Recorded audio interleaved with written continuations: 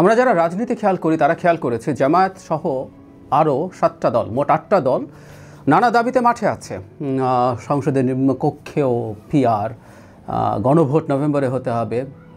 সম্প্রতি তারা একটা নতুন দাবি নিয়ে বেশ কঠোর হওয়ার আভাস দিয়েছেন।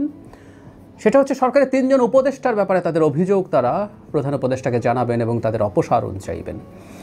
প্রধান উপদেষ্টার ভাষণের পর তারা একটা বৈঠক করেন। সেই বৈঠকের পরে যে ব্রিফিং, সেখানে এই 3 উপদেষ্টা সম্পর্কে আসে। এখন প্রশ্ন হচ্ছে কারা তারা এবং কেন জামায়াত এই ধরনের আচরণ করছে।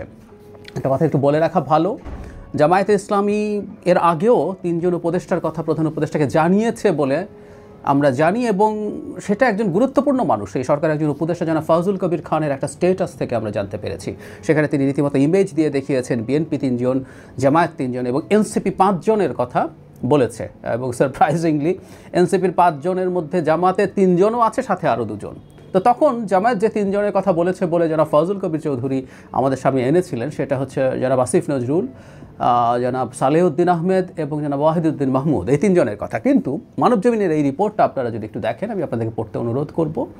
সেখানে বিভিন্ন সূত্র ইন্ডিকেট করে এখানে অন্য 3 জন, মানে একজন কমন আছেন ডক্টর সালেউদ্দিন আহমেদ, কিন্তু বাকি 2 জনের জায়গায় অন্য 2 জন যেটা ছিল আসিফ নজরুল এবং ওয়াহিদুদ্দিন মাহমুদ, তাদের জায়গায় 2 ছাত্র উপদেষ্টার কথা সারপ্রাইজিংলি এসছে। তাদের যুক্তিটা এইরকম, মাহফুজ আলম সম্পর্কে অবশ্য জামাতের ক্ষোভের কথা আমরা বিভিন্ন সময় শুনেছি বিভিন্ন সোর্স থেকে, এখানেও এটা আছে। সেটা হলো তিনি একবার জামায়াত সম্পর্কে মানে মওদুদিবাদ নিয়ে এনসিপিকে উদ্দেশ্য করে স্ট্যাটাস দিয়েছিলেন। এটা জামাতকে ক্ষুব্ধ করেছে বলে বিভিন্ন সূত্রে জানা যায় এবং পত্রপত্রিকাতে এসছে, মেইন স্ট্রিমে এখানেও এটা আছে। সো মাহফুজ আলম তো আছেনই, জানাব আসিফ মাহমুদ নির্বাচন করতে যাচ্ছেন ঢাকায় এবং তার সাথে বিএনপির এক ধরনের বোঝাস পড়া হচ্ছে, আন্ডারস্ট্যান্ডিং হচ্ছে, এটা ধারণা করে তারা সম্ভবত আসিফ মাহমুদের বিরুদ্ধে দাঁড়িয়েছেন বলে বলছেন। আর ডক্টর সালেউদ্দিন আহমেদ তাদের চোখে মানে খারাপ হয়ে থাকলেন এখনও, কারণ তাদের ইসলামী ব্যাংক ইস্যুতে তিনি সম্ভবত তাদের মতো করে কাজ করছেন না, এটা এখানে ইঙ্গিত আছে। সো এই 3 জন মানুষ। এখন প্রশ্ন হচ্ছে জামায়াত আসলে এগুলো কেন বলছে, কি চায় তারা? এই প্রসঙ্গে আগে একটু বলে রাখা ভালো, আমি আবারও সরকারকে স্মরণ করিয়ে দিতে চাই, জামায়াতের অত্যন্ত গুরুত্বপূর্ণ মানুষ দ্বিতীয় প্রধান ব্যক্তি জনাব আব্দুল্লাহ মোহাম্মদ তাহের বলেছিলেন উপদেষ্টাদের কণ্ঠ রেকর্ড আছে এবং তিনি সেটা ফাঁস করে দিতে পারেন। কথাটা স্মরণ করে রাখি, একটা মানুষ ইল্লিগাল একটা জিনিস তার কাছে আছে, কে এটা করেছে, কে দিয়েছে, সরকারের উচিত তাকে জিজ্ঞাসাবাদ করা। সরকারের প্রশাসনের আইনশৃঙ্খলা রক্ষাকারী বাহিনীর উচিত তাকে ক্ল্যারিফিকেশনও দিতে হবে জাতির সামনে। তারা একটা বিরাট রাজনৈতিক দল, তারা ইসলামী রাজনীতি করেন, তারা সৎ লোকের শাসনের কথা বলেন।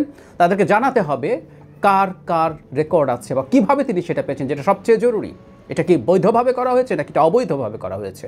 উনি কণ্ঠ রেকর্ড বলছেন, ফোন কল রেকর্ড বলেননি। সেটাকে ফোন ইন্টারসেপ্ট করে হয়েছে নাকি কোনো একটা উপদেষ্টা পরিষদের মিটিংয়ে বসে বসে কেউ রেকর্ড করে তাদের কাছে দিয়েছে? সম্ভবত তাদের কাছে তথ্য আছে। এগুলো সরকারের অন্তত তাকে ডেকে জিজ্ঞাসাবাদ করা উচিত এবং জনগণকে জানানো উচিত যে আমরা জনাব তাহেরকে এই জিজ্ঞাসাবাদ করছি। কারণ জনগণের জানতে হবে একজন রাজনৈতিক দলের গুরুত্বপূর্ণ নেতা এই সময়ে এই দলটা গুরুত্বপূর্ণ আছে বলেই তিনি আইনের ঊর্ধ্বে চলে গেছেন, এটা যেন না হয়। এবার আসি জামাত কেন এটা করছে সেই ব্যাপারে। আমি ধারণা করি এই মুহূর্তে নানা রকম নিয়োগ হচ্ছে, বিশেষ করে ডিসি নিয়োগ হচ্ছে বিভিন্ন জায়গায়, এবং ডিসি নিয়োগ নিয়েও নানান রকম ঝামেলা দেখছি। নিয়োগ করে 2 দিন যেতে না যেতে পরিবর্তন করা। সো সরকার খুবই চাপের মধ্যে আছে ধারণা করা যায়।